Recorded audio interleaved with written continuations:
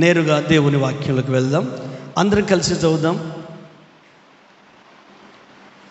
రాజులు రాసిన 2వ గ్రంథము 5వ అధ్యాయము 1 నుండి 5 వచనాలు చదువుకుందాం. సిరియా రాజు సైన్యాధిపతి అయిన నయమానుకుండెను. అతని చేత యెహోవా సిరియా దేశమునకు జయము కలుగజేసి ఉండెను గనుక అతడు తన యజమానుని దృష్టికి గనుడై దయ పొందిన వాడాయను. అతడు మహాపరాక్రమశాలి అయి ఉండెను, కానీ అతడు కుష్ఠరోగి. సిరియన్లు గుంపులు గుంపులుగా బయలుదేరి ఇజ్రాయేలు దేశం మీదకి పోయి ఉండేది. వారు ఆ చెట్టు నుండి ఒక చిన్నదాన్ని చెరగొని తేగ అది నయమాను భార్యకు పరిచారం చేయించుండెను. అది సోమ్రోలులో ఉన్న ప్రవక్త దగ్గర నా ఏలిన వాడు ఉండవాలని నేనెంతో కోరుచున్నాను. అతడు నా ఏలిన వానికి కలిగిన కుష్ఠరోగమును బాగు చేయునని తన యజమానురాలితో అనెను. నయమాను రాజునొద్దకు పోయి ఇజ్రాయేలు దేశపు చిన్నది చెప్పిన మాటలను అతనికి తెలియజేయగా, సిరియా రాజు నేను ఇజ్రాయేల్ రాజులకు దూత చేత పత్రిక పంపించదని ఆజ్ఞ ఇచ్చెను గనుక అతడు 20 మణుగుల వెండియు 1,20,000 రూపాయల బంగారును 10 దుస్తుల బట్టలను తీసుకొని పోయి ఇజ్రాయేలు రాజునకు పత్రిక అప్పగించెను. ఆమేన్. గత వారంలో మనం ధ్యానించాం. యెహోవా జయమిచ్చాడు, సక్సెస్ వచ్చింది. కానీ ఆయన సావరిన్ గాడ్, సార్వభౌమ అధికారం కలిగిన దేవుడు. ఏ వ్యక్తులకైనా ఆయన సక్సెస్ ఇస్తాడు. సక్సెస్ ఇవ్వడంలో 2 కారణాలు ఉన్నాయి. ఒకటి, ఇజ్రాయేల్ ప్రజలు విగ్రహారాధికులు అయిపోయారు, చెప్పినట్టు వినట్లేదు. అందుకని శత్రువుకు బలమిచ్చి దేవుని ప్రజల మీద జయమిచ్చాడు. మన లైఫ్లో కూడా శత్రువుకు బలం వచ్చి శత్రువే దేవుని పిల్లల్ని ఓడిస్తున్నాడంటే ఎక్కడో మనం పొరపాటు చేసి ఉంటాం. ఆ చిన్ననే కావచ్చు, విష చుక్క చిన్నదే, విషం చుక్క చిన్నదే, కానీ అది సరి చేసుకుంటే మళ్ళీ దేవుడు తిరిగి తన కృపను మనకు అనుగ్రహిస్తాడు. ఇజ్రాయెల్ ప్రజల మీదకి దండెత్తి వెళ్ళిన ఈ వ్యక్తులు యుద్ధ వ్యూహాలు ఈ నయమానికి తెలుసు. దేవుడు జ్ఞానం ఇచ్చాడు. ఇప్పుడు భారతదేశంలో 3 ఆర్మీస్ ఉంటాయి. ఒకటేమో అంతరిక్షం, రెండోదేమో నేవీ అంటే సముద్రంలో, మూడోదేమో ఆర్మీ. ఈ 3 ఆ రోజులలో రాజుల కాలంలో ఒక్కరి చేతిలోనే ఉండేది. రాజు తర్వాత సైన్యాధిపతి చేతిలో ఉండేది. సహస్రాధిపతి కాదు, 1000 మందికి పెద్ద కాదు, దశాధిపతి కాదు, 10 మందికి పెద్ద కాదు, శతాధిపతి కాదు, 100 మందికి పెద్ద కాదు. అంటే సైన్యాధిపతి అంటే ఒక్క మాటలు చెప్పాలంటే రాజు తర్వాత సెకండ్ పొజిషన్ అన్నట్టు. ఆ రాజుల పాలనలో ఆ పరిపాలన విధానం వేరే. ఇప్పుడంతా ప్రజా పరిపాలన, డెమోక్రసీ. ఇప్పుడంతా ప్రజల చేత ఎన్నిక చేయబడిన వ్యక్తే అధికారి అవుతాడు. ఆ రోజులు అలా కాదు. ఆ రాజ్య పరిపాలనలో వాళ్ళకు అంత జ్ఞానం ఉంది, సామర్థ్యాలు ఉన్నాయి, అన్నీ ఉన్నాయి. కానీ దేవుడు వారికి విజయాన్ని ఇచ్చాడు. దేవుని ప్రజల మీద విజయం పొందిన ఆనందము కొద్ది రోజులు కూడా లేదు. గౌరవం ఉంది, విలువ ఉంది, అన్నీ ఉన్నాయి. కానీ లోపల సైనిక డ్రెస్సు లోపల కుష్ఠరోగం ఉంది. వీడు యుద్ధం చేసినప్పుడు ఏం చేశాడంటే ఇజ్రాయెల్ దేశం నుండి ఒక చిన్నదాన్ని తీసుకొని వచ్చాడు. చిన్నదంటే ఇంచుమించు 12 సంవత్సరాల పైబడింది అని అర్థం.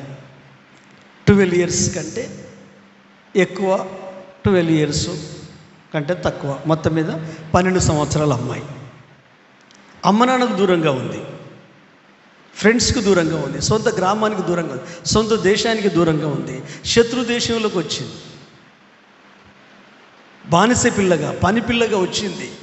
కానీ బ్రెయిన్ మాత్రం బానిస మైండ్ లేదు. బ్రెయిన్లో ఆలోచనలలో నీ బాంఛన కాల్ముక్త మనస్తత్వం ఆ పిల్లకు లేదు. నేను నమ్మిన దేవుడు నాకు తెలుసు, నన్ను రక్షించిన దేవుడు మాకు తెలుసు. ఇజ్రాయెల్ దేశం గురించి ఎంత గొప్పగా ఉంది. ఈరోజు ఒకరు పంపించారు, కేరళ దేశములో క్రైస్తవులకు సంబంధించి 2000 సంవత్సరాల క్రితం నాటిది అవన్నీ తోరా అని, రాతి పలుకలని, వాటి మీద రాసిన అన్నీ మన ప్రధాని నెతన్యాకు అధ్యక్షుడికి ఇచ్చాడట. అవి గుర్తించి, ఇది బ్రిటిష్ తీసుకొచ్చిన మతం కాదు, ఆంగ్లేయులు తీసుకొచ్చింది కాదు, క్రైస్తవ్యం వేరే అనేది మన ప్రధానమంత్రి తెలుసుకొని ఆ ఇజ్రాయెల్ దేశ ప్రధానమంత్రికి ఇక్కడున్న ఆనవాళ్ళు భద్రంగా గిఫ్ట్గా ఇచ్చాడట. హల్లెలూయా. క్రైస్తవ్యం అనేది అది ఎప్పుడో పుట్టింది. అది మతం కాదు, నిత్య జీవానికి మార్గం. అయితే ఈ ఇజ్రాయెల్ దేశంలో ఉన్న వాళ్ళది వేరే. అక్టోబర్ నుండి యుద్ధం జరుగుతుంది. చుట్టూ అరబ్ కంట్రీలే ఉన్నాయి. అవన్నీ ఐఎస్ఐ ఉగ్రవాద సంస్థలు, ఇరాన్ కానీ ఇరాక్ కానీ, దాదాపు ఇప్పటికీ ఆగట్లేదు. ఆ దేశాన్ని కానీ ఆ దేశ భూభాగాన్ని కానీ ముట్టుకుంటే దేవుడు వదిలిపెట్టాడు. అలాంటి దేశంలో జయం పొంది రాజుల కాలంలో, అంటే క్రీస్తు పూర్వం 800 సంవత్సరాల క్రితం, క్రీస్తు పూర్వం క్రీస్తు పుట్టక ముందు 800 సంవత్సరాల క్రితం జరిగిన చరిత్ర. సిరియా ఇప్పటికీ ఉంది. సిరియా బైబిల్లో ఉన్న ప్రతి సంఘటన, పేర్లు, స్థలాలు అవి పుక్కిడి పురాణం కాదు, ఊహాకల్పన కాదు. అనగనగా ఒక రాజు, రాజుకి 7 కొడుకులు అంటే ఈ కథలుగా బైబిల్ వాస్తవాలు. మరి ఈ వాస్తవాన్ని గుర్తించిన నీవు నీ అంతరంగ జీవితంలో ఉన్న విశ్వాసాన్ని పెంపొందించుకొని రేపొద్దున ఆయన వస్తాడు కదా, రెండవ రాకట్లో ఎదుర్కొనే దమ్ము, ధైర్యం మనకు కావాలి కదా. అధిక బలం ఉంటే 70, 80, మిగతాదంతా వదిలిపెట్టడమే. వాన రాకడా ప్రాణం పోకడా తెలియదు అంటారు, కానీ వర్షం వచ్చేది తెలుస్తుంది, ప్రాణం పోయేదే తెలియదు, ఎప్పుడు పోద్దో తెలియదు, నువ్వు సంపాదించిన ఏమైతే తెలియదు. కానీ బ్రతికున్నప్పుడే ఆ జీవప్రదాతను, హల్లెలూయా, ఆ జీవప్రదాతను మనం ఆరాధించాలి. ఆయన ఎదుర్కోగలిగే అంత ఆ క్రీస్తుకు కలిగిన సమానతకు కలిగిన పరిపూర్ణ వరమాగు వరకు. అయితే నేను మీకు జ్ఞాపకం చేసేది ఏంటంటే, ఈరోజు వాతావరణం భయంకరంగా ఉంది. ఏది? ఆ ఇజ్రాయెల్ దేశంలో యుద్ధం జరిగి దేవుని ప్రజలు ఓడిపోయారు. నయమాను గెలిచాడు, పరాక్రమశాలి, ఘనత పొందిండు, గౌరవాన్ని పొందిండు. కానీ వాడు వచ్చేటోడు రాక ఒక పిల్లర్ని ఇంటికి తీసుకొని పోయాడు, నా భార్యకు సేవ చేయాలి అని. నాకు తెలిసి వాడు ప్రేమగా ఉన్నాడో లేదో తెలియదు. ఎంతైనా పామే కదా, పాలు పోసి పెంచిన పామే కదా. ఈ పెద్దలు సామెతలు ఊరికిని చెప్పరండి. తేలుకు కొండిలో ఉంటుంది విషయం, పాముకు తలలో ఉంటుంది, మనిషికి అమ్మో భయం అవుతుంది. కొంతమంది మనుషులు చూస్తా అంటే మొత్తం విషయమేగా బాగుంటుంది. అది ఎదుటి వ్యక్తి కంటే నీకే ప్రమాదం, నీకే ప్రమాదం. ఎదుటి వ్యక్తి సచ్చును పక్కకు పెట్టు, నువ్వు బ్రతికుండి సచ్చదాకా సస్తూనే ఉంటాడు రోజు. అందుకనే హృదయ శుద్ధి గలవారు ధన్యులు, వారు దేవుణ్ణి చూస్తారు. అది దేవుడే ఇస్తాడు. నీ దేవుడైన యెహోవాను నేను పరిశుద్ధుడను గనుక మీరును పరిశుద్ధులై ఉండవాలని కోరుచున్నాను. పరిశుద్ధత మన నీతి క్రియలతో రాదు, మన దాన ధర్మాలతో రాదు, మనం ఇచ్చే కానుకలు చందలతో రాదు. కానీ క్రీస్తు రక్తము ద్వారా మనము నీతిమంతులుగా తీర్చబడతాము. పాప క్షమాపణ పశ్చాత్తాపం వలన మనము పరమ పవిత్రులుగా మార్చబడతాం. అంటే దేవుని నీతి మన నీతికి ఆపాదిస్తేనే తప్ప మనం నీతిమంతులుగా తీర్చబడలేము. అందుకనే ప్రతిరోజు మనకు పోరాటమే, జీవించాలన్న పోరాటమే, ఆత్మీయంగా బ్రతకాలన్న పోరాటమే. బతుకుదేరు కొరకు జీవన మరణ పోరాటంలో ఉంటాం. ఎట్లా బతకాలి, ఎట్లా ఇల్లు కట్టుకోవాలి, ఎట్లా పెళ్ళిళ్ళు చేయాలి, ఎట్లా ఇవన్నీ బిల్డింగ్లు కట్టాలి, ఇండ్లు కట్టుకోవాలి, ఈ పరిశాని కాదు. ఆత్మీయ జీవితంలో కూడా పోరాటమే. అందుకే పౌలు ఏమంటాడు, మనము నిరంతర పోరాటంలో ఉన్నాం. ఎందుకంటే సైతాను కాపురం ఉన్న స్థలంలో ఉన్నాం, దయ్యాల ప్రపంచంలో ఉన్నాం. మనుషుల ప్రపంచం ఒకటి ఉంది, దేవదూతల ప్రపంచం ఒకటి ఉంది, సాతాను ప్రపంచం ఒకటి ఉంది. మధ్యలో మనం ఉన్నాం. దేవునికి ఇటు సైతానుకు. ఇప్పుడు మనం ఎటు మొగ్గాలి? దేవుని వైపే మొగ్గాలి. వాడు నోరు మూసుకుంటాడు. అయితే చాలాసార్లు వానికి సపోర్ట్ ఇస్తాం. ఆయన ఏం చేయలేదు, నేనేం చేయలేను అంటాడు. నువ్వు డోర్స్ క్లోజ్ చేస్తున్నావు, నీ ఆలోచనలు క్లోజ్ చేసుకుంటున్నావు, నీ హృదయ కవాటములు మూచేస్తున్నావు, నీ అంతరంగంలో అవగాహన లేమితో బతుకుతున్నావు. అవగాహన లేమి దరిద్రం కంటే డేంజర్ అండి.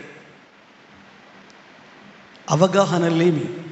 చూడండి, ఈ అమ్మాయి అంటది, మేడం మేడం మన సార్ ఉన్నాడు కదా, నన్ను తీసుకొచ్చాడు కదా అక్కడి నుండి, కానీ నేను గుడ్ న్యూస్ చెప్తాను, మీరు మీ సార్కి చెప్పండి, నా ఏలినవని చెప్పండి, నయమానికి చెప్పండి. ఏంటమ్మాయి అంటే, ఏం లేదమ్మా, ఇంత మంచి పేరుంది కదా మన సార్కు, మన నయమాను సేనాధిపతి, రాజు సేనాధిపతి అయిన నయమానుకు, నా యజమానుడికి అంటే నీ భర్తకు ఇంత గొప్ప ధన్యత ఉంది, గొప్ప విజయం వచ్చింది, పరాక్రమం కలిగిన వ్యక్తి, దయ పొందినవాడు, ఘనుడు, ధీరుడు, వీరుడు, శూరుడు. అమ్మో, ఆయన వ్యూహాలు, ఆయన ఆలోచనలు మా దేశం మీదనే, యెహోవా ప్రజల మీదనే జయం పొందారు. అది మామూలు విషయం కాదు. కానీ ఎన్ని పొందితే ఏం లాభం? కుష్ఠరోగం ఉంది కదా, అది పోతే బాగుంటుందమ్మా అంది. అంటే పోద్దమ్మా, మా దేశంలో ఎలీషా అనే ఏలినవాడు ఉన్నాడు, ప్రవక్త ఉన్నాడు, దైవజనుడు ఉన్నాడు, దేవుని మనిషి ఉన్నాడు, దేవుని ఆలోచనలు ఉన్నట్టుగా చెప్పగలుగుతాడు. ఆస్తికి, డబ్బుకు, కీర్తి ప్రతిష్టలకు, ప్రశంసలకు పొంగిపోడు. బహుమానాల రూపంలో ప్రశంసలు పొందుకునే వ్యక్తి కాదు. నిజముగా దేవుని ప్రేమించిన వ్యక్తి దేవుని హృదయంలో ఉన్న మాట ఉన్నట్టుగా అందిస్తాడు. అది అవతల వ్యక్తికి గాయం కానీ, బాధ కానీ అది దేవుని మాట కదా, ఆయన నోటి నుండి వచ్చే మాట కాదు కదా. అంత స్ట్రైట్ ఫార్వర్డ్గా, నిక్కచ్చిగా, ఖచ్చితంగా దేవుని విషయాలు చెప్పే వ్యక్తి ఆయన. నా యజమానుడు కనుక అక్కడికి వెళ్తే రోగం బాగైపోద్ది. హల్లెలూయా, హల్లెలూయా. ఈ అమ్మాయికి తెలుసు, నీకేది తెలుసో, ఏది నీకు అర్థమైందో, ఏది నువ్వు అనుభవిస్తున్నావో నీకు తెలిసింది. నయమాని లాంటి వాళ్ళకు నువ్వు చెప్తున్నావా? పాపమని కుష్ఠరోగంతో ఉన్నారు, అంటరానితనమని కుష్ఠరోగంతో ఉన్నారు. సొంత అన్నదమ్ములు మాట్లాడుకోరు, సొంత అక్కచెల్లెళ్ళు మాట్లాడుకోరు, సొంత సంఘస్థులు మాట్లాడుకోరు. అరే మనం మనుషులమయ్యా, జంతువులం కాదు. కిరీటాలు పడిపోతాయా మనవి? అసలు ఎలాంటి సమాజంలో మనం ఉన్నాం? నువ్వు ఏది సంపాదించుకొని ఇక్కడికి వచ్చావు? కమ్యూనికేషన్ స్కిల్స్ తెలియదు చాలామంది ప్రజలకు. అంటే మాట్లాడే విధానం తెలియదు, సంభాషణలో ఉన్న భావం తెలియదు.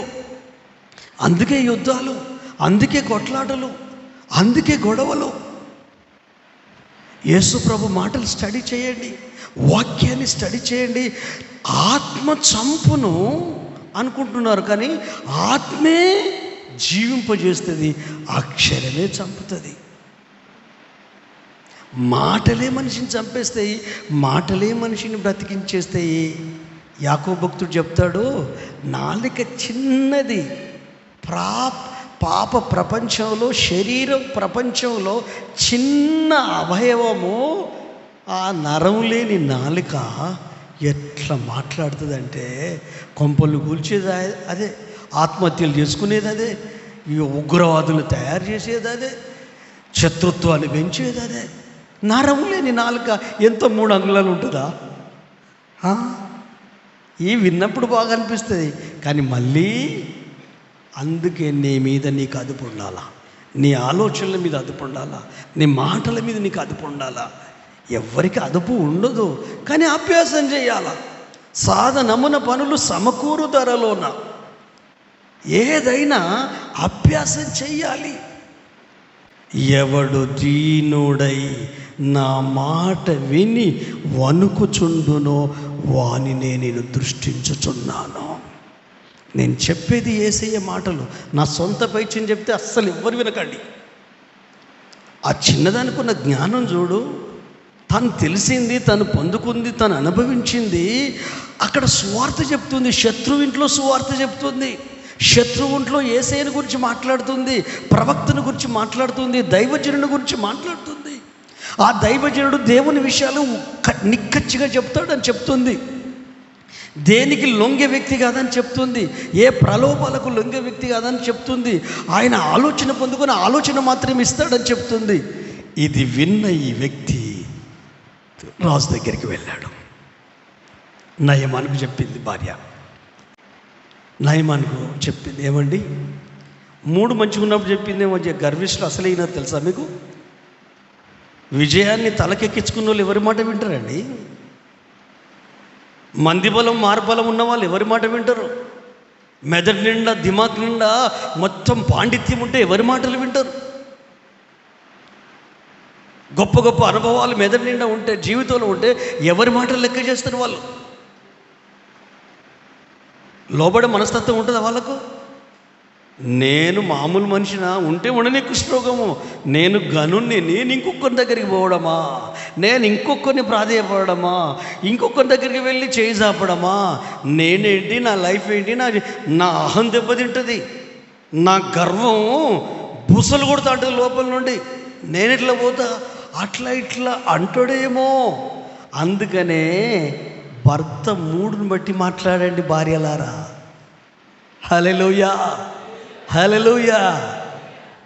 మంచి విషయాలు, మీ పబ్బం గడుపుకోవడానికి కాదు, మంచి విషయాలు, బాగుపడే విషయాలు, ఇల్లు, కుటుంబం, ఫ్యామిలీ, భర్త, గృహం కట్టుకుపడే విషయాలు, మంచి విషయాలు. కానీ వాళ్ళ మూడుని బట్టి మనం చెప్తేనే వాళ్ళు లోపడతారు. ఎందుకంటే ఈ మైండ్ సెట్ అనేది ఎట్లుంటుందో తెలియదండి. చాలామంది 3 అంటారు చూడు, వాళ్ళది ఎట్లుంటుందో తెలియదండి. అది ఎట్లా దశలు మారుతుందో కూడా తెలియదు. అడల్ట్ అంటే చిన్నపిల్లల మనస్తత్వమా, లేకపోతే పరిపక్వత చెందిందా, లేక చిల్డ్రన్ మైండా? మరి బాడీ పెద్దదే కదండి, వయసు పెద్దదే, పిల్లలు కూడా ఉన్నారుగా. అంటే చిన్న పిల్లల మనసు, ఎందుకు చిన్న పిల్లల మనసు ఒట్టిగా ముడుచుకపోతారు ఏమన్నంటే. అదేదో రాగడి చెట్లు ఒక చెట్టు ఉంటుంది చూడు, దాని పేరు నాకు తెలియదు, కానీ ఇట్లా ముట్టుకుంటే మాత్రం ఇట్లా ముడుచుకుంటుంది అది. మనం అలా ఉండకూడదు. చూసింది భర్త 3 అంతా తెలుసు కదా. ఏమండి, ఇంత ఘనత వచ్చింది, ఇంత గౌరవం వచ్చింది, ఎంత పేరు వచ్చింది, ఎంత స్థాయి ఉంది, వీటన్నిటిలో ఒక్కటి నాకు బాధ ఉందండి. ఈ కుష్ఠరోగం లేకుంటే బాగుండు కదా, నాది అదే బాధే, నాకు కూడా లేకుంటూ ఉండాలనే ఉంది, నేను కూడా మంచిగా ఉండాలనే ఉంది, నేను కూడా ఇబ్బంది పడొద్దు, బాధపడొద్దు, నా వల్ల ఇతరులు బాధపడొద్దు అనే ఉంది. ఎలా కాదండి, ఈ పిల్లుందే మన ఇంటికి తీసుకొచ్చావు నువ్వు, అమ్మాయిని కనికరం లేకుండా. ఆ పిల్ల నీ మంచిని కోరి చెప్తుందండి, నీ క్షేమాన్ని కోరి చెప్తుందండి. ఇజ్రాయెల్ దేశంలో ప్రవక్త ఉన్నాడట, ఆ ప్రవక్త దగ్గరికి నువ్వు వెళ్తే నువ్వు బాగైపోతావట. గట్టిగా చప్పలు కొట్టండి. మనోడు వినడమే కాదు, ఉపదేశం వినడమే కాదు, ఆ చిన్నపిల్ల అది చెప్పిందా, ఆ పనికిరాని చెప్పిందా అనట్లేదు. మాట తనకు క్షేమాన్ని కలిగించేది, వింటే తనకు ఆశీర్వాదము, వింటే తనకు దీవెన. ఇప్పుడు ఇంటి నుండి కదిలాడు, సిరియా రాజు దగ్గరికి వెళ్ళాడు. అయ్యా, ఇంత గౌరవం ఇచ్చావు, ఇంత ఘనత ఉంది, ఇంత శక్తి ఉంది, ఇంత బలం ఉంది, ఇంత జయం వచ్చింది, మంచి నేమ్ వచ్చిందయ్యా. చుట్టుపక్కల ప్రాంతాలలో, దేశాలలో నాకు చాలా విలువ పెరిగింది. కానీ ఒక్కటి బాధ ఉందయ్యా, కుష్ఠరోగిని కదా, నా మాట నా భార్య వినదు కదా, నా మాట నా భర్త వినడు కదా, నా మాట నా పిల్లలు వినడు కదా. చాలామంది బయట 100 మంది కుటుంబాలకు చెప్పొస్తారు, ఇంట్లో భార్యకు చెప్పుకోలేరు, భర్తకు చెప్పుకోలేరు, పిల్లలకు చెప్పుకోలేరు. అది ఏమి విచిత్రమో కానీ అందరూ విలువిస్తారు, కానీ ఇల్లు విలువ తీయండి. ఇంట్లో ఉన్న వాళ్ళు ఎవరు విలువయ్యారు, గంజిలీగా తీసేసినట్టు తీసేస్తారు. ఎందుకో తెలియదు. 24 గంటలు వాళ్ళతో ఉంటాం కాబట్టి విలువ ఉండదా? అన్ని విషయాలు షేర్ చేసుకుంటాం కాబట్టి విలువ ఉండదా? అసలు కనీసం గౌరవం ఉండదండి. ప్రతి ఇంటి చరిత్ర చెప్తున్నా, ఒక్కింటి చరిత్ర కాదు. ఈ ఇంట్లో ఉన్నా కానీ నాకు విలువ లేదు పాస్టర్ అయ్యా అంటారు. ఎవరు? మగవాళ్ళు అంటారు, ఆడవాళ్ళు అంటారు, కొడుకు అంటాడు, కోడలు అంటాడు, బిడ్డ అంటది, అల్లుడు అంటాడు, తండ్రి అంటాడు, తల్లి అంటది, అత్త అంటాడు, మామ అంటాడు. మన ఫ్యామిలీకి మనమే విలువ ఇవ్వాలా? చచ్చేంత వరకు వాళ్ళతో కలిసి ఉండేవాళ్ళం మనం. మరణమే మనల్ని ఎడబాపుతుంది. పిల్లల నుండి కానీ, తండ్రి నుండి కానీ, తల్లి నుండి కానీ, ఫ్యామిలీ నుండి కానీ ఇష్టం లేకపోయినా కలిసి ఉండాలా. ఇష్టం లేని కార్యక్రమాలు ఏవైతే ఉన్నాయో మెల్ల కూర్చొని, ఇది నాకు ఇష్టం లేదు, నీకేది ఇష్టమో చెప్పు, నాకు ఇష్టమే చెప్తా, అట్లా ఎక్స్చేంజ్ చేసుకోండి మీ ఇష్టాలు, మీ ఆలోచనలు ఎక్స్చేంజ్ చేసుకోండి. ఈ గొడవలు ఎక్కడి అండి? అంత ఓపిక ఇక్కడిది పాస్టర్ మాకు. చాలా మేము బిజీ కదా. తన్నుకోండి మరి, నో ప్రాబ్లం. జుట్టు పట్టుకోవడం, అది ఆమె గల్లబడితే నువ్వు జుట్టు పట్టు, అంతే అయిపోయి కాదు కదా. ఇన్ని ఆధిక్యతలున్న రాజు దగ్గరికి వెళ్ళి అమ్మాయి మాట విని, నేను అక్కడికి వెళ్తాను రాజా, ప్రవక్త దగ్గరికి వెళ్తాను రాజా అంటాడు. ఈ రాజుకి ఏమర్థమైంది? వెంటనే ఒక లెటర్ రాస్తాడు. అరే వెళ్ళి రాజుకు చెప్పుపోరా అని పంపిస్తాడు. ఇప్పుడు 6వ వచనం చదవండి. ఆ పత్రికలో ఉన్న సంగతి ఏదనగా, నా సేవకుడైన నయమానుకు కలిగిన కుష్ఠు రోగంను నీవు బాగు చేయవలనని ఈ పత్రికను అతని చేత నీకు పంపించి ఉన్నాను. ఇజ్రాయేల్ రాజు ఈ పత్రికను చదివి వస్త్రములు చింపుకొని చంపుటకును బ్రతికించుటకును నేను దేవుడనా? ఒకరికి కలిగిన కుష్ఠరోగమును మాన్పుమని నా యొద్దకు ఇతడు పంపుడేమి? నాతో కలహమునకు కారణము అతడు ఎట్లా వెతుకుచున్నాడో మీరే ఆలోచించడండి. ఇజ్రాయేలు రాజు తన వస్త్రమును చింపుకున్న సంగతి దైవజనుడైన ఎలీషాకు వినబడినప్పుడు అతడు, నీ వస్త్రమును నీవెందుకు చింపుకుంటివి? ఇజ్రాయేలులో ప్రవక్త ఉన్నాడని అతనికి తెలియబడినట్లు అతనిని నా యొద్దకు రానిమ్మని రాజుకు వర్తమానం పంపింది. ఆమేన్. హల్లెలూయా, హల్లెలూయా. గట్టిగా చెప్పలు కొడదామా? ప్రభుని స్తుతిద్దామా? హల్లెలూయా. మృత్యుంజయుడా నా యేసయ్యా, నిత్య జీవాన్ని ఇచ్చావు ప్రభువా. మృత్యుంజయుడా నా యేసయ్యా, నిత్య జీవాన్ని ఇచ్చావు ప్రభువా. నా జీవ మార్గము నీవై నిత్య కృపలో దాచావు దేవా. నా జీవ మార్గము నీవై నిత్య కృపలో దాచావు దేవా. యేసయ్యా నీవే నా ప్రాణము, యేసయ్యా నీవే నా ప్రాణము. నా జీవితం నీకంకితం, నా జీవితం నీకంకితం. మృత్యుంజయుడా నా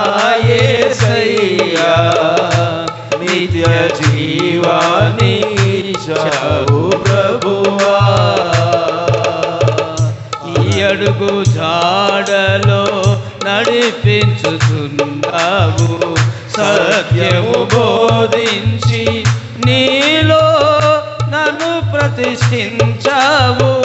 నీ అడుగు జాడలో నడిపించుచున్నావు. సత్యము బోధించి నీలో నన్ను ప్రతిష్ఠించావు. నీ ఆజ్ఞలయందే ఆనందించెదా. నీ ఆజ్ఞలయందే ఆనందించెదా. జీవవాక్యమా బలమైన ఖడ్గమా. జీవవాక్యమా బలమైన ఖడ్గమా. యేసయ్యా నీవే నా ధ్యానము. యేసయ్యా నీవే నా ప్రాణము. నా జీవితం నీకంకితం. నా జీవితం నీకంకితం. మృత్యుంజయుడా నా యేసయ్యా నిత్య జీవాన్ని ఇచ్చావు ప్రభువా. ఆమేన్. హల్లెలూయా. కలవరాలు, కన్ఫ్యూజన్స్ క్లారిటీగా చెప్పిన కన్ఫ్యూజన్ అవ్వడం వల్ల వస్తాయి. ఆ పిల్ల 3వ వచనం చదువుతాడు, మీరు కూడా చదవండి. 3వ వచనం చదవండి. అది సోమ్రోలులోనున్న ప్రవక్త దగ్గర నా ఏలినవాడు ఉండవాలని నేనెంతో కోరుకొంచున్నాను. ఆమేన్. క్లారిటీగా చెప్పింది యజమానురాలకు. అమ్మగారు, మన అయ్యగారు సోమ్రోలు ప్రవక్త ఉన్నాడు, దైవజనుడు ఉన్నాడు, దేవుని మనిషి ఉన్నాడు. ఆయనకు దేవుని ఆలోచనలు వస్తాయి. ఎందుకంటే నా దేశం ఇజ్రాయెల్ దేశమే కదా. నాకు తెలుసు ఆ దేవుని శక్తి ఏంటో, ఆ దేవుని మహిమేంటో, ఆ ప్రవక్తలను ఏ విధంగా వాడుకుంటాడో. రాజులు కూడా ప్రవక్త మాట వింటారు. వాళ్ళకు రాజ్యాధికారం ఉన్నా, మిలిటరీ వారి చేతిలో ఉన్నా, సైన్యం వారి చేతిలో ఉన్నా, డబ్బు బలము, సైనిక బలం ఉన్నా, అన్నీ ఉన్నా, ప్రవక్త ఏం చెప్తే వాళ్ళు అది వింటారు. ఎందుకంటే ప్రవక్త సొంత మాట చెప్పాడు, దేవుని ఆలోచన చెప్తాడు. ఆ ఆలోచన ప్రకారమే మా దేశ రాజు యుద్ధాలకు వెళ్తాడు. రాజు లోపడుతున్నాడంటే దేశమే లోపడ్డట్టు. రాజు విధేయత చూపుతున్నాడంటే దేశానికే విధేయత చూపుతున్నట్టు. అంటే ప్రవక్తకు విధేయత చూపడం కాదు దాని అర్థము, అతను నోటి నుండి వచ్చే దేవుని మాటకు. ఇదే విషయము ఆ చిన్నది ఏం చెప్పిందో రాజు దగ్గరికి వెళ్ళి చెప్తాడు. ఆ పత్రికలో ఉన్న సంగతి ఏదనగా, నా సేవకుడైన నయమానుకుడు కలిగిన కుష్టి రోగంను నీవు బాగు చేయవలనని ఈ పత్రికను అతని చేత నీకు పంపించి ఉన్నాను. 6వ వచనం అది చదువు. ఇజ్రాయేల్ రాజు ఈ పత్రికను చదివి వస్త్రములు చింపుకొని చంపుటకును బ్రతికించుటకును నేను దేవుడనా? ఒకనికి కలిగిన కుష్టి రోగను మాన్పుమని నా యొద్దకు ఇతడు పంపుటేమి? అయితే 4వ వచనం చదువుతాం. 4వ వచనం చదువు, ఎంత క్లారిటీగా ఉందో. నయమాను రాజునొద్దకు పోయి ఇజ్రాయేలు దేశపు చిన్నది చెప్పిన మాటలు అతనికి తెలియజేయగా. ఎంత స్పష్టంగా ఉందండి. వాక్యం కూడా స్పష్టంగా వస్తుంది, మనకు అర్థం కాదు. ఎందుకు అర్థం కాదు? పరధ్యానంలో ఉంటాం. Body present, mind absent. మనసు అంతా దానికి తోక తలకాయ ఉండదు. మనసుకు దానికి ఒక రూపం ఉండదు. అది పిచ్చిది, అది కంట్రోల్ కాదు. ఎట్లా పడితే అట్లా అది తిరుగుతూనే ఉంటుంది. ఇక్కడ నుండి తిరుగుతూ ఉంటుంది. మీకు లోపలికి పోవడానికి పోకపోవడానికి కారణం ఏంటంటే మీ పిచ్చి మైండే. ఒక్కటి కూడా లోపలికి పోవడానికి కారణం అదే. మీకే మీ మనసు మీద ఆధీనం లేదు. ఆధీనం తెచ్చుకోండి. సరిగ్గా వినడం. ఎంత అధికారైనా లోపడ్డడం, ఎంత జయం పొందినా లోపడ్డడం. ఉపదేశాన్ని విన్నాడు, ఆ పిల్ల నోటి నుండి వచ్చిన ఉపదేశాన్ని విన్నాడు, మంచి మాటలు విన్నాడు. అదే విషయం రాజుకు చెప్పాడు. ఈ అధికార దర్పంలో ఉంటే వానికి అర్థం కాలేదా ఏంటి? చిన్నది చెప్పింది రాజుకు చెప్పాడు, సిరియా రాజుకు. అయ్యా పలానా చిన్నది ఇలా చెప్పింది అన్నాడు. అంటే క్లారిటీ ఇచ్చాడు. కానీ వాడేం చేశాడు? రాజుకే పత్రిక రాసి మా ఊరిని పంపుతున్నా, నువ్వే బాగు చేయి అంటాడు. గొడవలకు రీజన్ ఏంటిది? విన్నది ఒక్కటి, జరిగింది ఒక్కటి, ఇక్కడికి వచ్చింది ఒక్కటి, బయటికి తెలిసింది ఇంకొకటి. ఆడవాళ్ళ నోట్లో నువ్వు గింజన అన్నదట. మీరు మంచోళ్ళే, మీరు మంచోళ్ళే, నా ఆలోచన మీ గురించి కాదు. అంటే ఏదన్నా పొరపాటున భర్త నీకేమైనా చెప్పితే నీ దరిద్రపు మైండ్ పాడుగాను పక్కల చెవులు వేసేదాకా నీకు నెమ్మది ఉండదు. అచ్చా, ఈ వీళ్ళు చల్లకుండా వీళ్ళు మెల్లగా భార్య దగ్గర నోరు విప్పుతారు.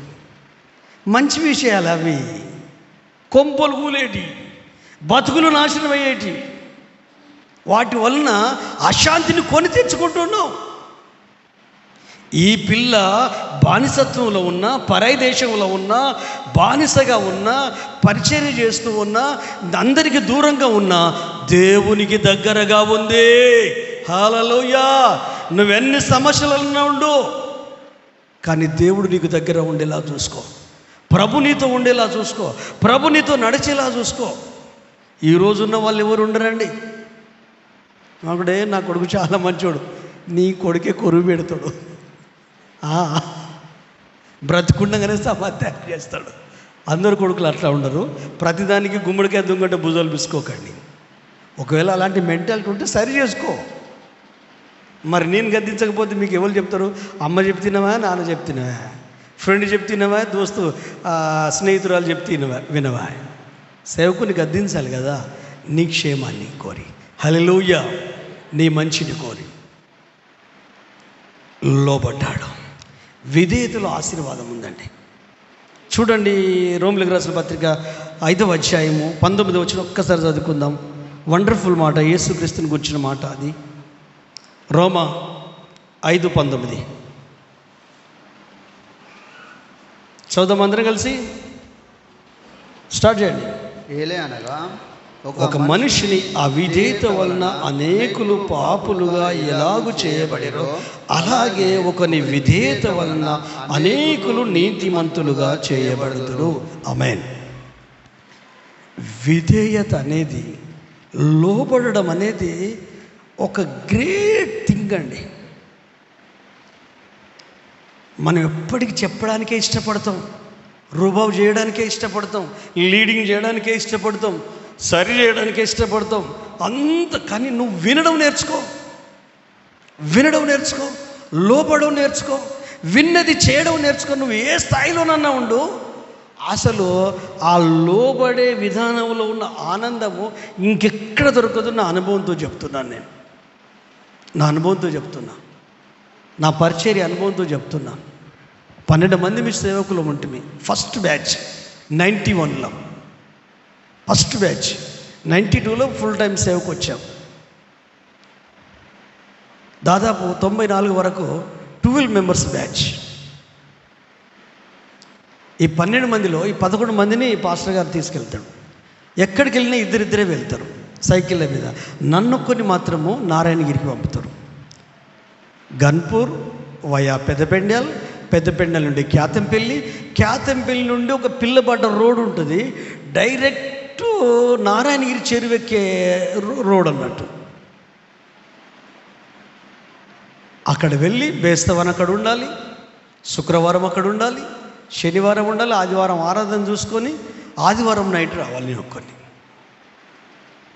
నాకు అనిపించేది, నా మీద పగబడతాడు నా శాంతుధర్ పాస్టర్ గారు, అందరిని ఇద్దరిద్దరు పంపిస్తాడు, నన్నే ఒక్కరిని పంపిస్తాడు. చాలా అనిపించేది. కానీ నాకు తెలియదు, నాకు తెలియకుండా, అయ్యగారికి తెలియకుండా, సంఘానికి తెలియకుండా నాకు నేర్పిస్తున్నాడు. ఏది సులువుగా రాదండి. సులువుగా వస్తే దాన్ని విలువే తెలియదు మనిషికి. కష్టపడి వచ్చింది అది వేరే, సంపాదిస్తే వచ్చింది అది వేరే, పుక్యానికి వచ్చేది ఏముంటుందండి? కొద్దిసేపు క్షణిక ఆనందం అంతే.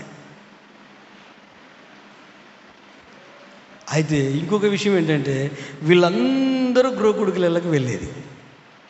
నేను ఒక్కొని ఫేతం కావాలి ఇంటి కుక్కలాగా. అప్పుడు కుక్కలు లేవులేండి.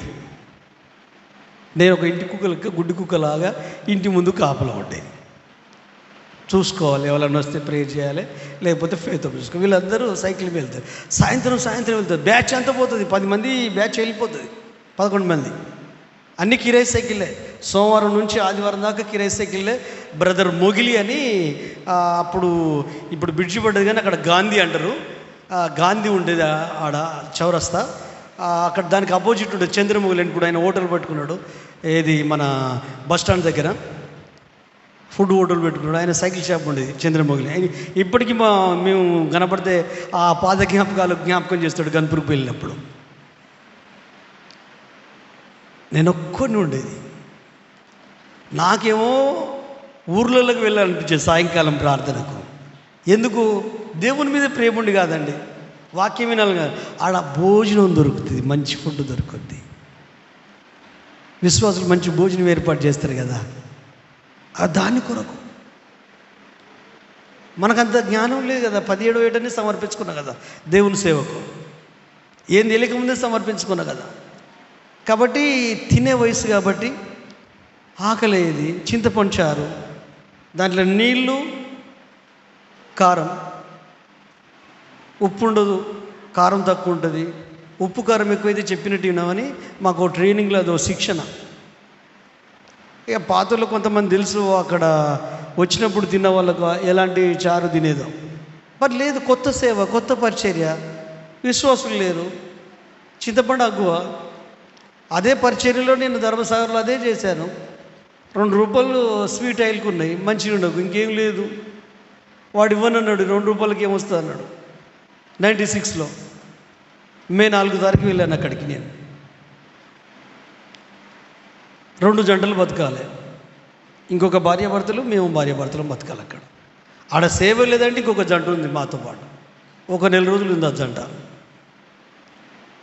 ఇంటికి వచ్చినాం, మాకు ఫేదంలో నేర్పించింది కదా, పచ్చి చింతపండు పీసుకోవడము, ఉల్లిగడ్డలు బాగా పీసుకోవడము, ఎండుమిర్చి ఏమైనా ఉంటే వాటిని ఇట్లా మొత్తం పిసికి ఉప్పు కారం వేసి వేడి వేడి అన్నంలో తింటే ఆ రుచి వేరే. తిన్నోళ్ళకి అర్థమైంది.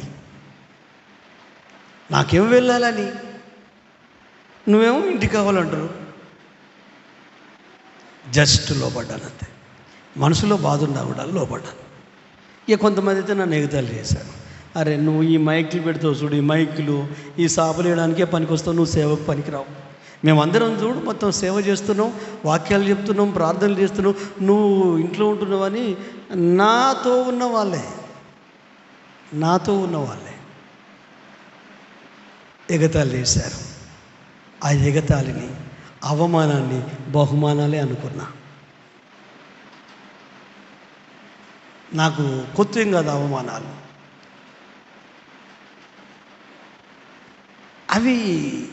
అవే కదా మనకు సోపానాలు, అవే కదా మన మార్గాన్ని సరళం చేసేటి, అవే కదా మన జీవితాలకు ఒక భూషణాలుగా, కంఠభూషణంగా ఉండేది. లోబడం నేర్చుకున్నాను. దేవుడు జ్ఞానం లేదు. నేను ఎప్పుడన్నా వాక్యం చెప్పు అని పాస్టర్ గారు నిలబెట్టాడు అనుకోండి, ఇట్లా ఆదివారం చర్చిలో 5 నిమిషాలు అయితే యేసు హల్లెలూయా, అయితే యేసు హల్లెలూయా, ఇదే తప్ప ఇంకేం చెప్పకపోయేది. మొత్తం చెమటలు పట్టేది. ఇక కొంతమంది కావాల్సుకొని నవ్వేదండి. ఇద్దరు అక్కయ్యలు ఉన్నారు, వాళ్ళు నాకంటే వయసులో చాలా పెద్దవాళ్ళు. కావాల్సుకొని నవ్వేది, ఎగతాళి చేసుకుంటా బాధపడేది. అప్పుడు నైట్ అంతా వీళ్ళు పడుకున్నాక నేను ప్రేయర్లో ఉండేది. ప్రభు నువ్వు నాకేమి ఇకమైన పర్లేదు, వాక్యం చెప్పే వరమయ్యా, నాకేది ఇయ్యకు. ఎందుకంటే వాక్యం చెప్పకపోతే మనిషికి విలువ లేదు, గౌరవం లేదు. నీ ఆలోచన ఉన్నదున్నట్టుగా అందించే జ్ఞానం దయచేయి ప్రభువా అని కొన్ని సంవత్సరాలు ప్రార్థన చేసి అభ్యాసం చేసి ప్రభు నుండి పొందుకోవడానికి ఒక దారి దేవుడు చూపించాడు. అందుకే నేను చెప్తే చిన్నపిల్లలకు కూడా అర్థమవుతుంది వాక్యం. అంటే నా గొప్పతనం కాదు, కానీ దాని వెనుక అంత ప్రయాసం ఉంది, అంత ప్రార్థన ఉంది. అందుకే సైతాన్ వాడు నా గొంతు మీద దాడి చేశాడు. సేవకుడు మాట్లాడకపోతే ఎట్లా బతుకుతాడండి? మీరు మాట్లాడకపోయినా బతుకుతారు,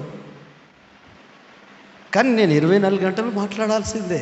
ప్రజలతో మాట్లాడాలి, దేవునితో మాట్లాడాలి, కౌన్సిలింగ్ ఇవ్వాలి, ప్రార్థన చేయాలి, ఆలోచన చెప్పాలి, ప్రోత్సహించాలి, గైడెన్స్ ఇవ్వాలి. వయసుతో సంబంధం లేదు, లేఖనాల నుండి ఆయన ఆలోచనలు అందించాలి.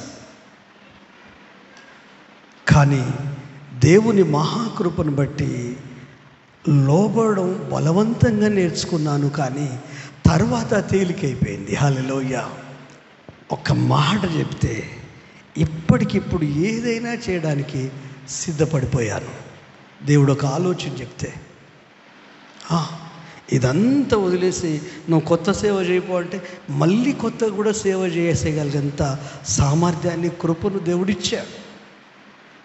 హల్లెలూయా. నా ఊట ఆయనే, నా బలం ఆయనే, నా అతిశయం ఆయనే, నా ఆరోగ్యం ఆయనే. హల్లెలూయా, హల్లెలూయా. కాబట్టి మీ లైఫ్లో ఒకవేళ ఉన్నత అనుభవాలు ఉంటే చిన్న పిల్లల మాట కూడా వినండి. వాళ్ళు చెప్పేది సుభాషితమైతే, మంచి విషయమైతే చిన్న పిల్లల్లో నుండి దేవుడు మాట్లాడతాడు. ఇక్కడ వయసుని చూడకండి, ఇక్కడ కంపేర్ చేసుకోకండి, అనుభవాలతో కంపేర్ చేసుకోకండి. దేవుని మాటతో మీ జీవితాన్ని పోల్చుకోండి. అప్పుడు మీకు తెలియకుండానే, మీకు అర్థం కాకుండానే పరిశుద్ధాత్మ దేవుడు మిమ్మల్ని విధేయులుగా మార్చేస్తాడు. హల్లెలూయా. విధేయతే కుటుంబానికి ఆశీర్వాదము, విధేయతనే దీవెన. కోటీశ్వరుడు, ధనవంతుడు అబ్రహాము. నీ తండ్రి ఇంటిని విడు అంటే విడిచాడు, విధేయత చూపాడు. ఆ తర్వాత నీ బంధువులు వదిలిపెట్టాడు, లోతును కూడా వదిలిపెట్టాడు. ఆ తర్వాత కొడుకునిస్తే కొడుకును కూడా నా కొరకు ఇవ్వరా బాబు అంటే పోయి అక్కడ అర్పించేశాడు. అదే నీ నుండి, నా నుండి దేవుడు కోరేది. వీడు అన్యుడు, వీడు విధేయత చూపుతున్నాడండి. నేను వెళ్తాను, ఆ చిన్నది వయసు ముఖ్యం కాదు, అది చెప్పిన మాట ముఖ్యము. నాకు నా క్షేమాన్ని కాంక్షిస్తుంది, నా మంచిని కోరుకుంటుంది, నేను బయటపడాలనుకుంటుంది. నేను శత్రువునైనా, ఆమెకు ఇబ్బంది కలిగించినా, ఆమెకు బాధ కలిగించినా, ఆమెను గాయపరిచినా, నా భార్యకు వెట్టిసాకి చేసే పరిచర్య అప్పగించినా నా క్షేమాన్ని కోరుకుంటుంది. కనుక ఖచ్చితంగా ఏదో మంచి ఉండి ఉంటుంది. నా గౌరవాన్ని పక్కకు పెడతా, నా గర్వాన్ని పక్కకు పెడతా, నా హోదాను పక్కకు పెడతా, నా అధికారాన్ని పక్కకు పెడతా. హల్లెలూయా. చాలాసార్లు ఉద్యోగస్తులు ఏం చేస్తారంటే ఇంట్లో కూడా ఉద్యోగస్తులాగా ప్రవర్తిస్తారండి. అట్లా చేయొద్దు. ఇంట్లో నువ్వు నార్మల్ పర్సన్, నువ్వు కలెక్టర్ కావచ్చు, ఇంట్లో కాదు, డిస్ట్రిక్ట్ కలెక్టర్ నువ్వు, ఫ్యామిలీకి కాదు, నువ్వు ఫ్యామిలీ మెంబర్. భార్యకు భర్తవు, భర్తకు భార్యవు, తల్లికి తండ్రికి కొడుకువు, కుమార్తెవు. అవి అక్కడనే ఆఫీస్ అక్కడనే వదిలేసి రావాలి. మళ్ళీ ఆఫీస్ ఇంట్లోకి తీసుకొస్తే లుల్లు అవుతుంది, ఇంట్లో ఎప్పటికీ గొడవ అవుతుంది. ఆ పిల్లల సమయం, కుటుంబ సమయం అంతా ఆ ఆఫీస్ వర్క్ అంతా తీసుకొచ్చి ఇంట్లో చేస్తారు. పిల్లలు వచ్చి డాడీ బయటికి వెళ్దామంటే అరే నాకు పని ఉంది, ఆఫీస్ పని. ఒక గంట అక్కడనే ఉండు, అన్ని పనులు ముగించుకొని లేటుగా రా, నో ప్రాబ్లం. కానీ ఇంటికి వచ్చినప్పుడు మాత్రం ప్రశాంతంగా ఉండాలి. ఒక సహోదరు ఉంది, ఇద్దరు భార్యాభర్తలే, ఇద్దరు ఎంప్లాయీస్, మంచి జీతాలు. కానీ వీళ్ళిద్దరూ ఉదయం లేచిన దగ్గర నుంచి హడావిడి నేను డ్యూటీ పోవో పెద్ద హడావిడి. పిల్లల్ని కొట్టుడు, ఒకసారి భర్త పాపను కొడతాడు, భార్య బాబును కొట్టేస్తుంది. అంత గందరగోళం ఇక అయిపోయి 9:30 అయితే ఇల్లు ప్రశాంతంగా ఉంటుంది. పిల్లలు ముందు వెళ్ళిపోతారు, తర్వాత వీళ్ళు వెళ్ళిపోతారు, ఎటుళ్ళు వెళ్ళిపోతారు, గందరగోళం ఇప్పుడు అయిపోయింది. ఇక ఒక్కరోజు మాత్రము ఈ సంసారం వద్దు, ఈ జీవితం వద్దు, ఈ పిల్లలు వద్దు, ఈ ఉద్యోగం వద్దు, ఏంది ఈ బతుకు అని ఒక ఎగటు. ఒకరోజు ఏమైందంటే ఏసీ పనిచేస్తలేదు. ఈ ఏసీకి అలవాటు డేంజర్ అండి, బతకలేరు బయట. దేనికి అడక్ట్ కావద్దు, దండం పెడతా, బానిసలు కావద్దు. అది ఉంటే యూజ్ చేసుకో, లేకపోతే అది లేనట్టు కూడా జీవించగలగు.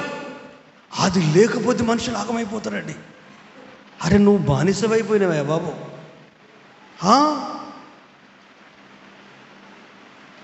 ఇక సిరుబుర్లు ఆడుతుంది భర్త మీద. నేమండి ఆ ఏసోడికి ఫోన్ చేయమని కదా, నువ్వు ఇంకా చేయలేదా? చేశాను, నేను వస్తానన్నాడు వాడు.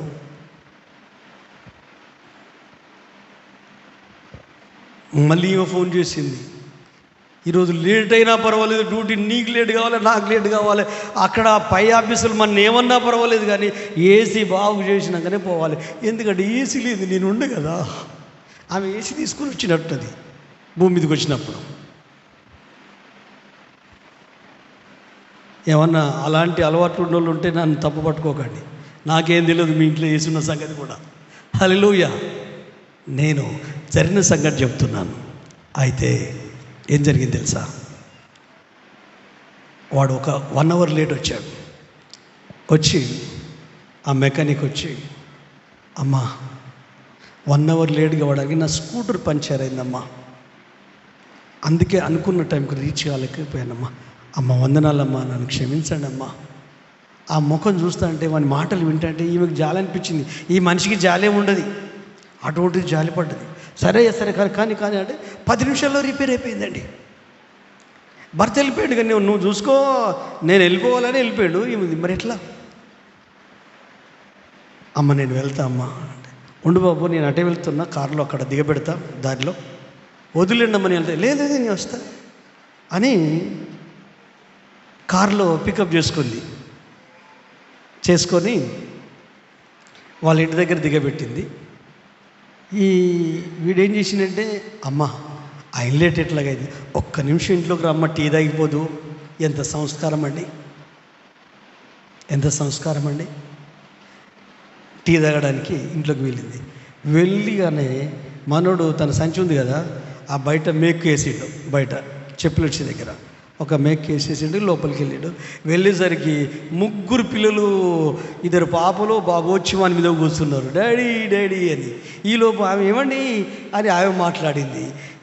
తర్వాత మేడం మీరు ఏమైనా కాఫీ తాగుతారా మేడం అంటే, కాఫీ పెట్టి దానికి పెట్టి ఇచ్చేసింది. అదంతా ఇడ్లీని పెట్టి, అమ్మ మేడం కొంచెం ఆగండి అమ్మ అని అంతా సరి చేసిండు. ఇక వాళ్ళ హ్యాపీనెస్, చిన్న ఫ్యామిలీ, 3 పిల్లలు ఎంత ఆనందంగా ఉన్నారంటే, ఈమె పిచ్చిదై చూస్తాండి. వీళ్ళకు గొడవలు కావా? వీళ్ళకు ప్రాబ్లమ్స్ లేవా? గాబర పడిపోతావు 2 పిల్లలకే. అరే ఆ భార్య చూడు, ఆ భర్త చూడు, ఆ పిల్లలు చూడు. ఈ మనిషి కూడా పసి పిల్లలకి అయిపోయిందండి. ఈ ఏసీ మెకానికు ఇంట్లోకి రాగానే పసిపిల్లోడే. భార్య మాట్లాడే విధానం, ఇది మాట్లాడే, వీళ్ళకి మర్యాద ఇచ్చే విధానం, మెల్లగా మంచిది బాబు అని చెప్పింది, బయటకు వచ్చింది. ఒక్క నిమిషం, అసలు మీ ఫ్యామిలీ ఎందుకు సంతోషంగా ఉంటుంది?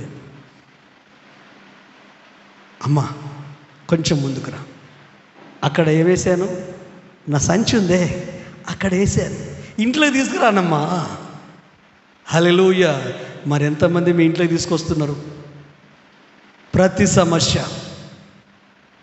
ఈ భార్య ఆ పిల్ల చెప్పింది విని భర్త బాగోగుల కొరకు ఆలోచించి ఆయనను కన్విన్స్ చేసి, లోబడేట్ చేసి రాజు దగ్గరికి వెళ్ళేటట్టు చేసింది. అయ్యా ఆ చిన్నది ప్రవక్త అని చెప్పాడు, నేను ప్రవక్త దగ్గరికి వెళ్తానంటే ఈ మనిషి అంటాడు, ఓరే ప్రవక్త కాదురా, దేవుని సేవకుడు కాదురా, దేశ రాజురా ముఖ్యం. సేవకుడు ఎంతమని బతికేద్దామని జీవితం ఎంత, మనం కానుకలిస్తే బతికేటోడు. అవునా? బంద్ చేయి, బతకడా? అన్నీ బంద్ చేయి, జీవించలేడా? ఎందుకంటే పిలిచింది దేవుడు కదా. హల్లెలూయా. ఏమి లేనప్పుడే పోషించిన దేవుడు అన్నీ ఉన్నప్పుడు కూడా పోషిస్తాడు. అన్నీ ఉన్నప్పుడు కూడా అన్నీ తీసేసుకున్నా కూడా యోబును బలపరిచి రెండంతల దేవుడితో నింపిన దేవుడు. యాటిట్యూడ్ మారాలా, వైఖరి మారాలా, ఆలోచన విధానం మారాలా, ప్రవక్త ఎడల ఉన్న అభిప్రాయం మారాలా. ప్రవక్తను ప్రవక్తగా గౌరవించిన ప్రతి వ్యక్తి ఆశీర్వదించబడతారని యేసయ్య చెప్పాడు. గిన్నెడు నీళ్ళిచ్చినా కూడా ప్రవక్తని, బోధకుడని, కాపరని గిన్నెడు నీళ్ళిచ్చినా కూడా ప్రతిఫలం పోగొట్టుకోరు. బైబిల్ చెప్తుంది. యేసయ్య నోటి నుండి వచ్చిన మాట. ఈ రోజులలో హృదయములో సేవకునికి విలువ లేదండి, ప్రవక్తకు విలువ లేదు. వాళ్ళ గుండెల్లో అన్నిటి విలువ ఉంది. అందుకే నీ జీవితం అధోపాతాళం అయిపోతుంది. సేవకుని దాటి నిన్ను దీవించలేడు. ఆమోసు గ్రంథం చదువుకో, ఆయన వారిని దాటి ఆశీర్వదించలేడు. ఎవరు పడితే వాడి సేవకుడు కాదండి. మళ్ళీ ఇది కూడా వినాలి. ఎలీషాలాగా నిక్కచ్చిగా విశ్వాసంతో ఆయన పరిచర్య చేసే ప్రతి వ్యక్తి నిజమైన దైవజనుడు. ఈ రోజులలో దైవజనుడికి అంత కల్తీ అయిపోయింది. ఎక్కడ చూడ డిబేట్లు, గొడవలు, కొట్లాటలు, గందరగోళము, ఒక పాస్టర్ విమర్శించడము, ఈ వాక్యం తప్పనడం, ఆ వాక్యం తప్పనడం, అన్నీ తప్పనడం. బైబిల్ చెప్తుంది మీరు అభిషేకం పొందారు కనుక మీకెవడనూ బోధింపలేరు కనుక ఆ స్త్రీలు ఉన్నారే ఆ వాక్యం అలాగుందో లేదో అని ఎదిగిన మీరు బైబిల్ను చదివి పరిశుద్ధాత్మ లేఖనాలను పరిశోధిస్తే క్రీస్తుని గూర్చి, జీవుని గూర్చి బోధిస్తుంది మనకు. అప్పుడు మనం ఎవరు నిజమైన సేవకులు, ఎవరు దేవుని కొరకు బతికే వాళ్ళో వాళ్ళను గుర్తిస్తే వాళ్ళను సన్మానించండి, గౌరవించండి, మీ సపోర్ట్ వాళ్ళకి ఇవ్వండి. ఏం సపోర్ట్ ఇస్తే ఎన్ని రకాలుగా ప్రోద్బలం ఇస్తావో అన్ని రకాలుగా ఇవ్వండి. నీ ఫ్యామిలీ దీవించబడుతుంది, నీ కుటుంబం దీవించబడుతుంది. కానీ ఇక్కడ సమస్య ఏంటి తెలుసా? సరిగ్గా విన్నాడు నయమాను. ఆమె కూడా, భార్య కూడా పిల్ల చెప్పింది, సరిగ్గా చెప్పింది. అమ్మాయి కూడా స్పష్టంగా చెప్పింది. కానీ ఈ నయమాను వెళ్ళి రాజుకు చెప్తే ఆ రాజు తన లెవెల్లో ఆలోచిస్తున్నాడు. కొన్నిసార్లు ఎన్ని వింటున్నా కూడా మన మైండ్లో నడుస్తూనే ఉంటాడు. ఇది లోపలికి పోదు, ఇది లోపలికి పోదు. గొడవలు తయారవుతాయి. వెళ్ళి అరే ఈ పత్రిక పోరా, నేను పంపిస్తున్నా రాజును. ఆ రాజు చదువుకున్నాడు. మా ఓన్ని బాగు చేయి, ఖచ్చితంగా వాని రోగం బాగైపోవాలి, నీ దగ్గరికి పంపిస్తున్నాను అంటే షాక్. నేను బాగు చేయడం ఏంటి? కయ్యానికి కాలు దువ్వుతున్నాడు. మొన్న మధ్యనే కదా జయం పొందింది, మళ్ళీ ఏం చేద్దాం అనుకుంటున్నాడు. అసలు వాని మెంటాలిటీ ఏంటి, వాని మైండ్ సెట్ ఏంటి? 1000 ఆలోచనలు వచ్చినాయి. ఒరే నేను బాగు చేయడం ఏంటిరా, నేను మనిషినిరా, ఏంటిరా నన్ను ఇంట్లో ఉన్నోన్ని బయటకు కూర్చున్నారు, బజార్లో కూర్చున్నారు, నా రాజ్యం ఏదో నా బ్రతికేదో నేను బ్రతుకుతున్నాను, ఎవడరా మీరంతా అన్నట్టు వాని మనసులో ఉంది కనుక బట్టలు చింపుకున్నాడండి రాజు, ఇజ్రాయెల్ రాజు. ఈ బట్టలు చింపుకున్న విషయం ఎవరికి తెలిసింది? నిజమైన దైవజనుడికి తెలిసింది. హల్లెలూయా. ఎవరు బాధపడుతున్నారు, ఎవరు ఇబ్బందులలో ఉన్నారు, ఎవరు కలవరంలో ఉన్నారు, ఎవరు భయములో ఉన్నారు, పరిశుద్ధాత్మదేవుడు చెప్తాడు. అందుకని వారి కొరకు ప్రార్థన చేస్తూ ఉంటారు. వెంటనే అయ్యా నువ్వు ఎందుకు బట్టలు చింపుకున్నావు? ఇజ్రాయెల్లో ప్రవక్త ఉన్నాడని మన రాజుకు తెలవాలి, వచ్చిన కూడా తెలవాలి, వాణ్ణి నా ఎదుగు పంపు. ఆ మాట ఎంత ధైర్యాన్ని ఇచ్చింది, ఎంత ప్రోత్సాహాన్ని ఇచ్చింది, ఎంత బలాన్ని ఇచ్చింది. కన్ఫ్యూజన్లో ఉన్న వాళ్ళకి ఎప్పుడన్నా ధైర్యం ఇచ్చావను? కలవరంలో ఉన్న వారికి ఇంకొక ఇది ఉప్పు కప్పురమ్మా, ఒక పోలికనే ఉంటుంది కదా, ఏదైనా వేసి ఆజ్యం పోస్తా అంటావా? భయాన్ని ఇంకా కలిగిస్తా అంటావా? గమనించండి, దేవుడు అంత స్పష్టంగా విశదీకరించిన క్లారిటీ భార్యకు వచ్చింది పిల్ల నుండి, తన భర్తకు వచ్చింది. రాజు దగ్గరికి పోయిన తర్వాత వాడు వినడే. మనం కూడా చాలా విషయాలు వినం. ఏ యోహాన్ పాచ చెప్తుంటానా నేను, అరే ఇన్నకాయ బాబు, నా మాటలు ఎందుకు నాకు, బైబుల్ మాటలు విను, దేవుని మాటలు విను, విని చూడు. ఒకసారి నీ జీవితం మారపోతున్నాను అడుగు, నీ బ్రతుకు చేంజ్ అవ్వకపోతే అడుగు, గుండె నిండా నెమ్మది రాకపోతే అడుగు, నీ పరిస్థితులు మారకపోతే అడుగు. ఎందుకంటే అవి యేసయ్య మాటలు కదా, దేవుని మాటలు కదా. నేను నా సామ్రాజ్యాన్ని కట్టుకునే మాటలు కాదు కదా, నా వ్యక్తిత్వాన్నో నా ఇమేజ్నో నా పాపులారిటీనో పెంచుకునేటి కాదు కదా. నాకు పాపులారిటీ ఇష్టం ఉండదు, తెరమరుగై ఉండడం ఇష్టము, సిలువ వెనుక ఉండడం ఇష్టము, క్రీస్తు మహిమపరచడమే ఇష్టము, ఏమైపోయినా నలుగుతూ కూడా ఇతరులకు సువాసన ఇవ్వడమే ఇష్టము. నాది నేను చెప్పుకోవడం కాదు. ఒక్కసారి గతంలోకి వెళ్ళి ఒక్కసారి తీక్షణంగా పరిశీలించి సింహంలో కొనొక స్పెక్టేటర్ లాగా ఒక ప్రేక్షక పాత్ర వహించి ఒక్కసారి ఆలోచించు. మీ మైండ్ చాలామందిని డిస్టర్బ్ చేసినట్టున్నారు. ఒకసారి పూర్తిగా తేటగా ఆలోచించు. నీకెంత విశ్వాసం పెరుగుద్దో, ఎంత భక్తి పెరుగుద్దో. ఈరోజు ప్రభు నీతో మాట్లాడుతున్నాడు. అమ్మాయి మైండ్ బాగుంది, భార్య భర్త మైండ్ని బట్టి మెసేజ్ పాస్ ఆన్ చేసింది. అదే విషయాన్ని రాజుకు చెప్పాడు, కానీ రాజు దగ్గర ప్రాబ్లం వచ్చింది. అహమో అధికారమో తెలియదు, కానీ వాడెక్కడిది వీడెక్కడిది, అసలు రాజు దగ్గరికి పంపిస్తాపో, ఆ పత్రిక నువ్వు విన్ని బాగు చేయి, బట్టలు చెప్పుకున్నాడు. చాలామంది జీవితాల్లో కన్ఫ్యూషన్లో ఉన్నాయి, కలవరాల్లో ఉన్నాయి, క్లారిటీ లేదు. 20 సంవత్సరాలు అయితే సంసారం చేయబట్టి పిల్లలు కలిగిళ్ళు, వాళ్ళకి పెళ్ళిళ్ళు అయినాయి, వాళ్ళకు కూడా పెళ్ళిళ్ళు అయినాయి, మనవరాళ్ళకు మనవాళ్ళకు కూడా, కానీ క్లారిటీ లేదు. కానీ ప్రభు నీకు క్లారిటీ ఇవ్వాలనుకుంటున్నాడు. హల్లెలూయా. ఈరోజు నిన్ను దర్శించాలనుకుంటున్నాడు. అయితే ముందు నువ్వేం పొందావో క్రీస్తు నుండి అది ఇతరులకు నువ్వు చెప్పాలి.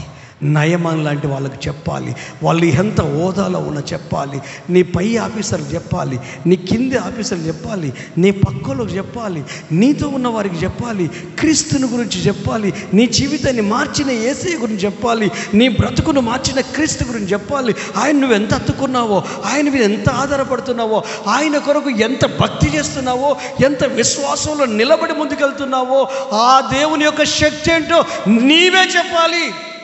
అప్పుడు సేవకులను వాడుకుంటాడు, సంఘాన్ని వాడుకుంటాడు, సంఘంలో ఉన్న ప్రతి ఆత్మీయురాలను వాడుకుంటాడు. ఆయన రాకడ కొరకు అనేకులను సిద్ధపరుస్తాడు. రండి ప్రార్థన చేసుకుందాం, మోకరిస్తామా. హల్లెలూయా, హల్లెలూయా. సరిగ్గా 59 నిమిషాలు అవుతుంది, 1 అవర్ మాట్లాడాను. హల్లెలూయా.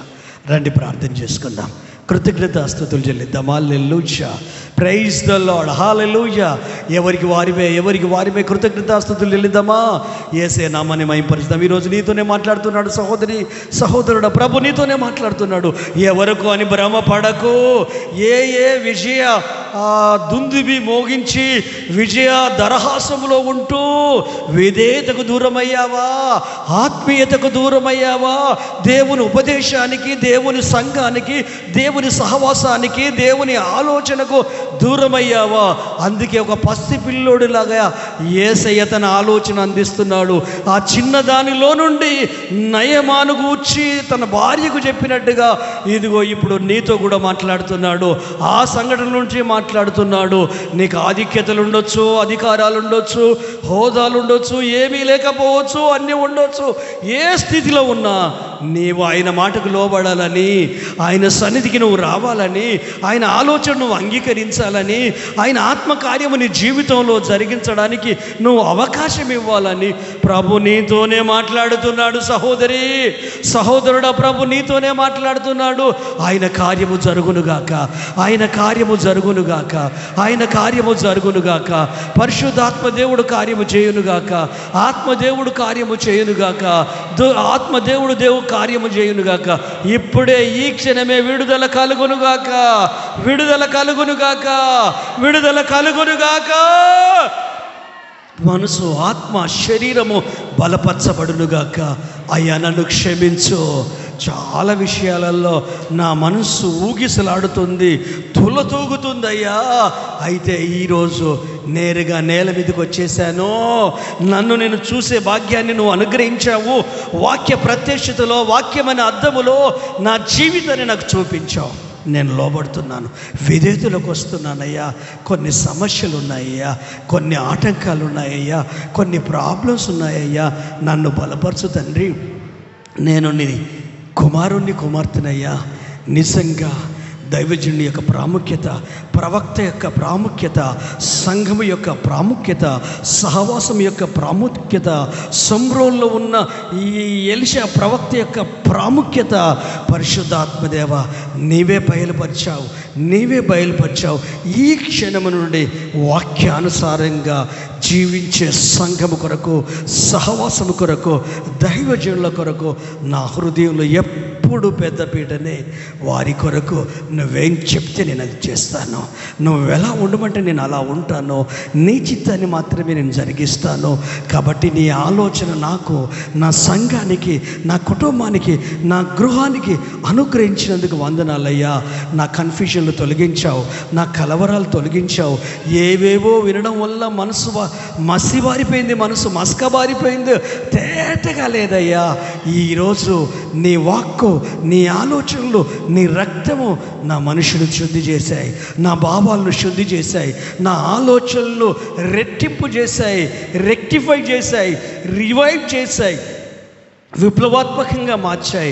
మీ ఆత్మకు నన్ను అప్పగించుకుంటున్నాను, నా కుటుంబాన్ని అప్పగించుకుంటున్నాను, నా గృహాన్ని అప్పగించుకుంటున్నాను, మా దైవజనులను అప్పగించుకుంటున్నాను, మా సంఘాన్ని, మా ఫ్యామిలీని అప్పగించుకుంటున్నాను. మీ కృప వెల్లడి చేసినందుకు కృతజ్ఞతలు. ఉన్న పాటును నీ సన్నిధికి వస్తున్నాను.